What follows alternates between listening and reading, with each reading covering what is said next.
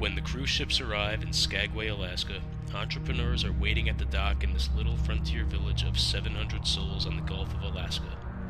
They offer tours of the town by horse-drawn buggy, and for more adventurous, helicopter flights over the Chilkoot Trail where legions of prospectors perished on the grueling trek to the Yukon goldfields in the 1890s.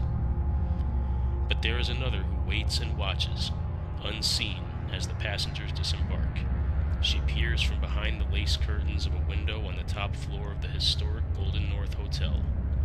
Her name is Mary, but gentle Mary never goes to the dock, never even goes outside. She is the hotel's permanent, incorporeal spirit. Mary's lover left her in 1898.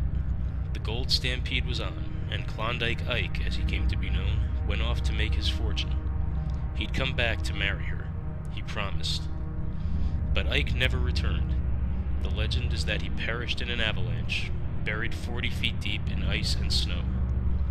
Ike was not alone in his fate. Untold numbers of men died in the Chilkoot Pass. Some were buried in avalanches, others fell off rock ledges or froze to death while crawling on hands and knees across slippery glaciers. Scores of others succumbed to exposure, the flu, tonsillitis, and joint pains so severe as to cause them to scream in agony as they lay dying.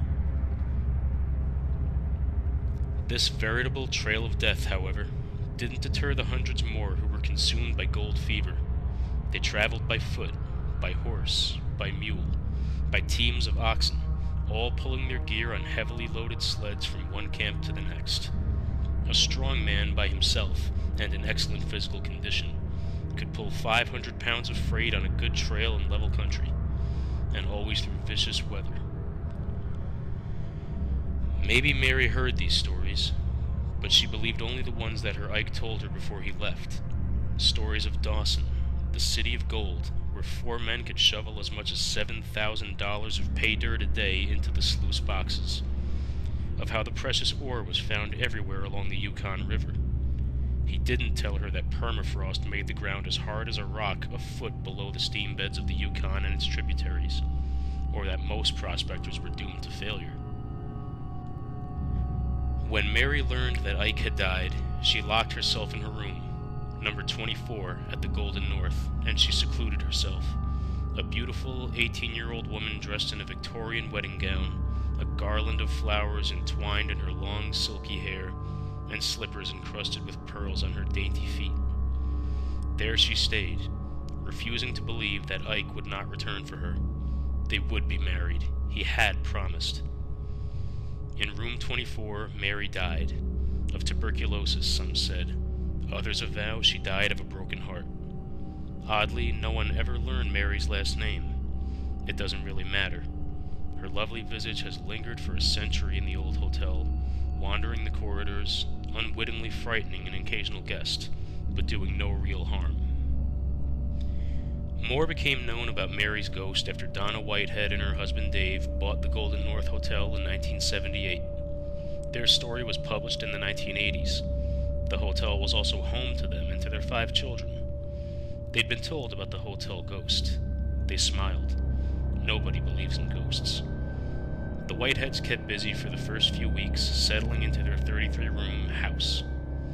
A previous owner had named each room for a Skagway Gold Rush family, and each room contained fine antiques, mahogany highboys, oak dressers, and 4-poster canopied and brass beds.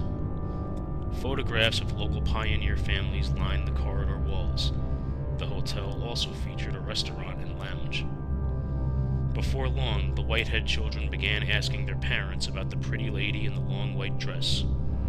Donna paid little attention until one day, while walking into the hotel, she happened to glance up toward the 3rd floor. Peering through a window was a beautiful but pensive young woman. Donna knew the room hadn't been rented. She rushed upstairs, but number 24 was empty. Shortly afterward, summer visitors made nervous inquiries of the innkeepers. One couple asked who was coming in and out of their room in the middle of the night. Did someone else have a key to that room? Another asked why the chandelier in their room swayed back and forth. And a honeymooning couple swore that Mary had climbed into bed with them. no one ever claimed ghosts were devoid of carnal desires. Only one guest seemed to be genuinely frightened. A man once insisted on changing rooms. In the middle of the night, he had awakened fighting for breath. Something was choking him. Finally, the Whiteheads were prompted to arrange a seance in room 24. Mary was becoming a bother. Local spiritualists were brought in.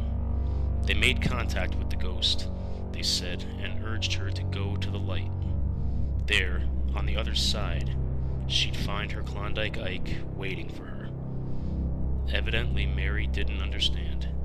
She didn't go away. Some guests prefer that Mary stay. The legend of Mary has preceded many tourists, and at least a few ask for room 24 when they check in. They're always disappointed if the room has already been reserved or is occupied by people. Were the Whitehead children ever frightened? No.